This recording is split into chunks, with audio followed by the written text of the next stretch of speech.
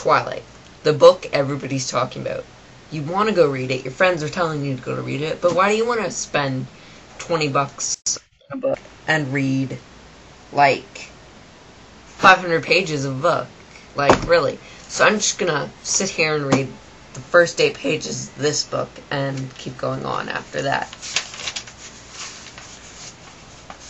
I'd given much thought to how I would die, though I'd had reason enough in the last few months, but even if I had, I would not have imagined it like this. I stared without breathing across the long room into the dark eyes of the hunter, and he looked pleasantly back at me.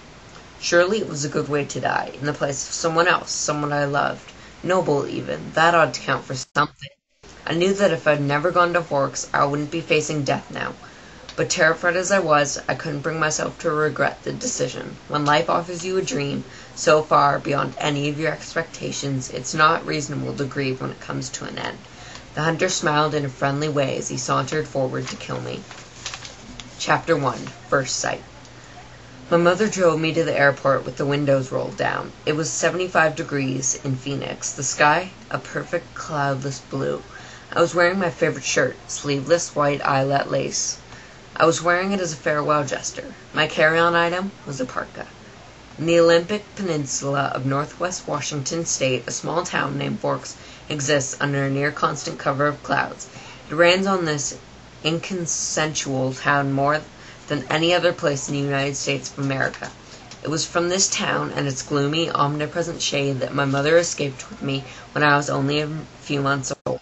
It was in the town that I'd been compelled to spend a month every summer until I was 14. That was the year I finally put my foot down. These past 3 summers, my dad, Charlie, vacationed with me in California for 2 weeks instead. It was to Forks that I now exiled myself, an action that I took with great horror. I detested Forks. I loved Phoenix. I loved the sun and the blistering heat. I loved the vigorous, sprawling city.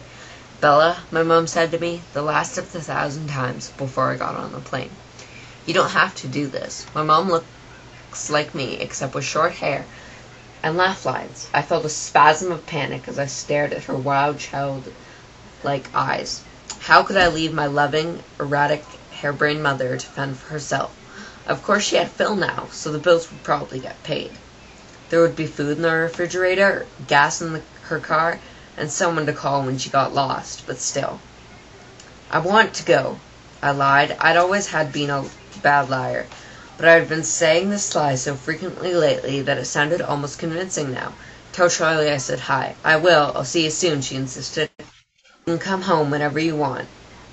I'll come right back as soon as you need me. But I could see the sacrifice in her eyes behind the promise. Don't worry about me, I urged. It'll be great. I love you, Mom. She hugged me tightly for a minute, and then I got on the plane, and she was gone.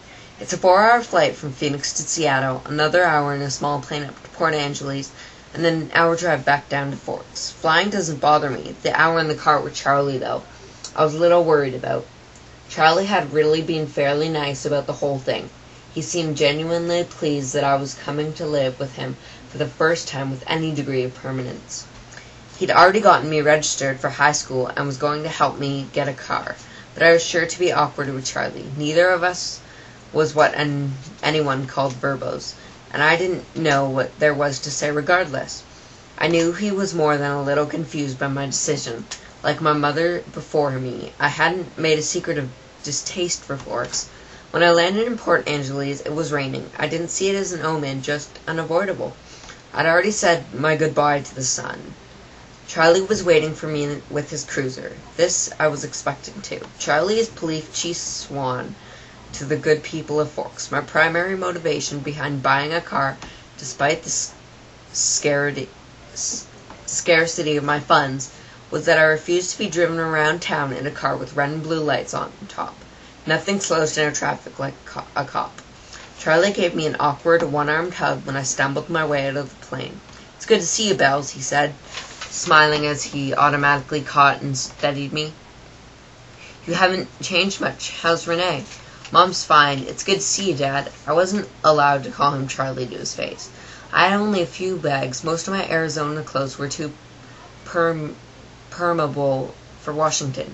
My mom and I had pooled our resources to supplements for winter wardrobe, but it was still scanty. It all fit easily into the trunk of the cruiser. I found a good car for you, really cheap, he announced when we were strapped in. What kind of car? I was suspicious of the way he said good car for you, as opposed to just good car. Well, it's a truck, actually, a Chevy. Where did you find it? Do you remember Billy Black down at La Push? La Push is a tiny Indian reservation on the coast. No, he used to go fishing with us during the summer, Charlie prompted. That would explain why I didn't remember him. I do a good job of blocking painful, unnecessary things from my memory. He's in a wheelchair now, Charlie continued when I didn't respond, so he can't drive anymore, and he offered to sell me his truck cheap. What year is it? I could see from his change of expression that this was the question he was hoping I wouldn't ask. Well, Billy's done a lot of work on the engine. It's only a few years old, really. I hoped he didn't think so little of me as to believe I wouldn't give up that easily. When did he buy it? He bought it in 1884, I think. Did you buy it new? Well, no. I think it was in the early 60s, or late 50s at the earliest, he admitted sheepishly. Dad, I don't really know anything about cars. I wouldn't be able to fix it up if anything went wrong, and couldn't afford a mechanic. Really, Bella, the thing runs great. They don't build them like that anymore. The Thing, I thought to myself. It had possibilities, as a nickname at the very least. How cheap is cheap? After all, that was the part I couldn't compromise on. Well, honey, I kind of already bought it for you, as a homecoming gift. Charlie peeked sideways at me with a hopeful expression. Wow, free. You didn't need to do that, Dad. I was going to buy myself the car. I don't mind. I want you to be happy here. He was looking ahead at the road when he said this. Charlie wasn't comfortable with expressing his emotions out loud. I inherited that from him, so I was looking straight ahead as I responded. That's really nice, Dad. Thanks. I really appreciate it. No need to add that my being happy in Forks is an impossibility. He didn't need to suffer along with me, and I never looked a free truck in the mouth, or engine. Well, now you're welcome, he mumbled, embarrassed by my thanks. We exchanged a few more comments on the weather, which was wet, and that was pretty much it for the conversation. We stared out the window in silence. It was beautiful, of course. I couldn't deny that. Everything was green. The trees, their trunks covered with moss, their branches hanging with a canopy of it, the ground covered with ferns. Even the air filtered down greenly through the trees. It was too green, an alien planet. Eventually we made it to Charlie's. He still lived in the small 2-bedroom house that he'd bought with my mother in the early days of their marriage. Those were the only kind of days their marriage had, the early ones. There, parked on the street in front of the house that never changed, was my new to me, truck. It was a faded red color with big rounded fenders and a bulbous cab. To my intense surprise, I loved it. I didn't know if it would run, but I could see myself in it. Plus, it was one of those solid iron affairs that never gets damaged. The kind you see at the scene of an accident, paint unscratched, surrounded by the pieces of foreign car it had destroyed. Wow, Dad, I love it, thanks. Now my horrific day tomorrow would just be that much less dreadful. I wouldn't be faced with the choice of either walking 2 miles in the rain to school or accepting a ride in the Chief's cruiser. I'm glad you like it, Charlie said gruffly, embarrassed again.